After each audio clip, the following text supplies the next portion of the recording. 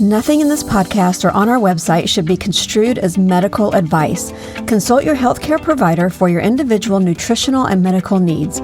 The information presented is based on our research and is strictly that of the author and not necessarily those of any professional group or other individual. Hi, I'm Sue Becker from Bread Beckers. Welcome to Sue's Healthy Minutes. I'm so excited you've joined me today, and I hope this episode encourages you and allows you to find the answers you have been praying for the health of you and your family.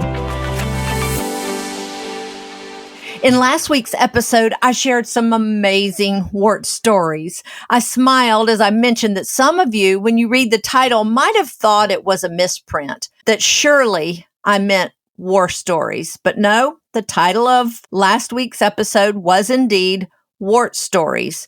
But in this episode, I want to share a couple of actual war stories that I thought might be as equally encouraging as the wart stories.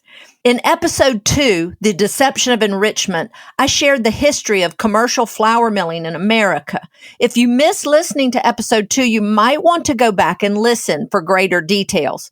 I shared how the invention of the huge steel rolling mills in the early 1900s that sifted away the nutritious bran and germ made white flour and white bread available for the first time in history for the rich and poor alike. It was food for the masses. By 1911, white flour and white bread had replaced the freshly milled whole grain bread of the past.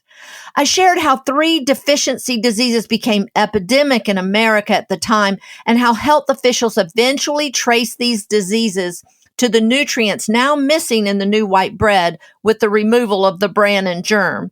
Many health-conscious medical professionals publicly denounced the fluffy white bread and blamed the epidemic of the new diseases on its consumption, along with general poor health and poor digestion.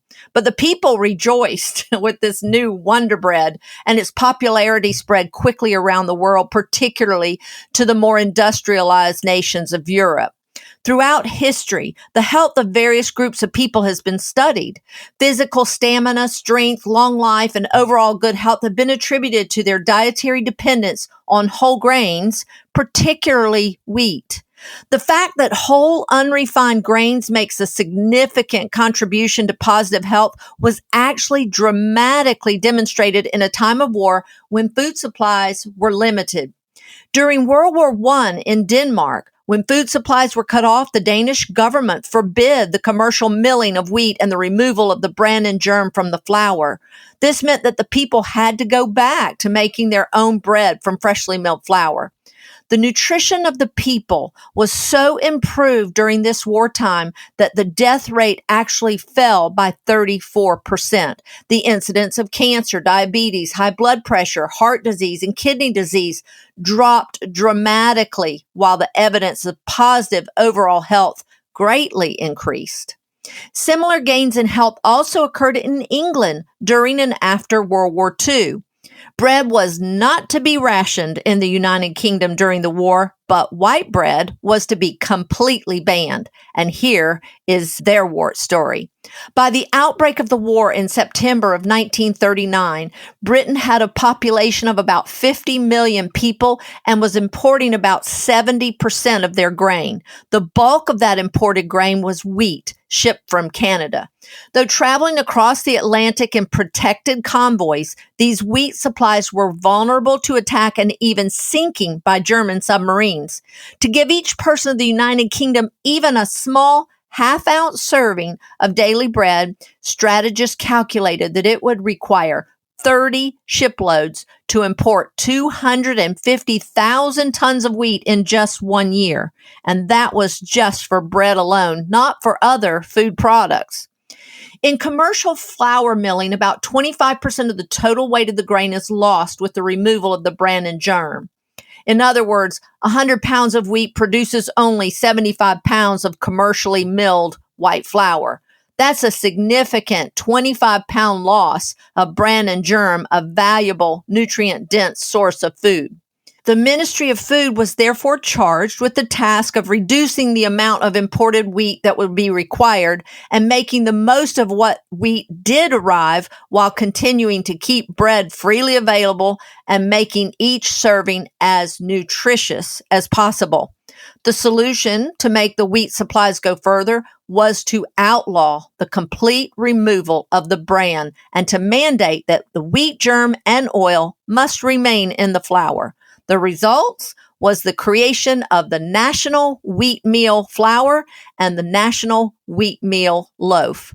A ban on commercial pure white bread production came into effect on April 6, 1942. The National Wheatmeal Loaf was a bakery-made yeasted bread that was sold unsliced and unwrapped. The people complained at first at missing their fluffy white bread, but by the end of the war, the overall health of the nation had drastically improved and was considered better than it had been in 1939 before the war, even with food rationing and the wholemeal bread. Many naysayers finally had to admit that the commercially processed white bread did indeed cause the poor health of the nation, and the doctors and health officials who denounced the white bread in its beginning days were right. As the wartime crisis ended and food supplies became abundant again, life began to get slowly back to normal. And the people, despite their wartime improved health, longed for the convenient, commercially processed white bread, and the health of the people once again began to decline. As lifestyles returned to normal, so did the incidence of high blood pressure, heart disease, cancer, diabetes, and kidney disease. Perhaps it can be said that if times of war bring blood, sweat, and tears, times of peace bring more sickness and disease. These war stories make me think of the current crisis we are facing today. At the onset of the COVID crisis in early 2020, anxiety over potential shortages of basic provisions produced an outbreak of not only COVID cases, but also of panic buying. Customers flocked to bread bakers to buy wheat and other grains and beans. We understood grains and beans are seeds. They are the perfect storable food, supplying all nutrients to sustain life and to promote good health. We worked hard to meet the demand. I often joked and said that people thought they needed as much wheat as toilet paper. But hey, if you've listened to my poopy talk in episode 3, they just might be right. But all joking aside, we saw many new customers as well as old. Customers we had not seen in years came to buy wheat. Many had adopted the gluten-free and grain-free lifestyle, but now wheat seemed to be a necessity. Others stated that they had just gotten too busy to make their bread, or that once their kids were grown, they had stopped making bread. But with the COVID crisis and newfound time on their hands and limited supplies in the store, people were reviving the lost art and necessity of bread making. Even in England, the national bread loaf was revived by a local bakery to provide others with the most nutritious bread possible. Though there were no government mandates forcing people to make their bread again, the growing concern and uneasiness over the economy caused people to renew their commitment to milling their grain and making their own bread. More and more, I hear people say that they just want life to get back to normal. And I understand, I really do. But if I'm being honest, there are some things I'm just not sure I want to return to normal. And if we all are being really honest, the normal that we are longing to go back to was perhaps the very thing we were praying to get out of 2 years ago. How many of us have prayed for a slower paced life, time to do things we enjoy and more time to spend with our families? How many of us have prayed for better health and maybe even time to make bread again or even begin to make it?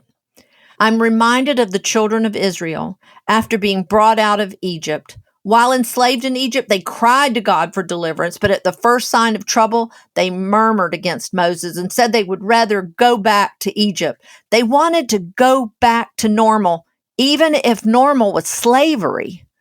For me, after experiencing the health benefits of more than 30 years of milling my own grain to make all the delicious bread, cakes, cookies, muffins, pancakes for my family, and experiencing the amazing health benefits, I know that I could never stop making it.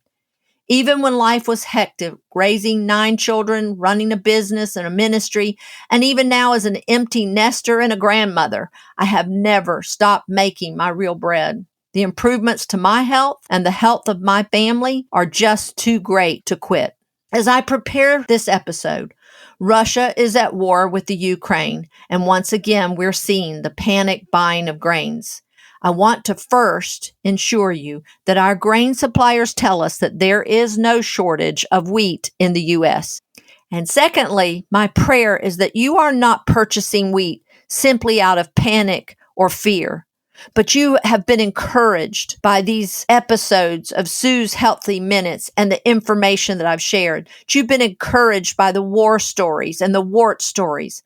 I pray that you will grind that wheat and make your bread, and that you will experience newfound health or perhaps the forgotten good health. And if things do return to normal, that you will take your good health and your commitment to real bread into your new normal way of life. Whether it's a Wart story or a war story, both testify of the goodness of bread, but only real bread made from freshly milled flour. I want to thank you for listening today. I hope you were encouraged. I hope you will visit our store, come to a class, watch some of our many videos on our YouTube channel, go to our website for more information, breadbeckers.com.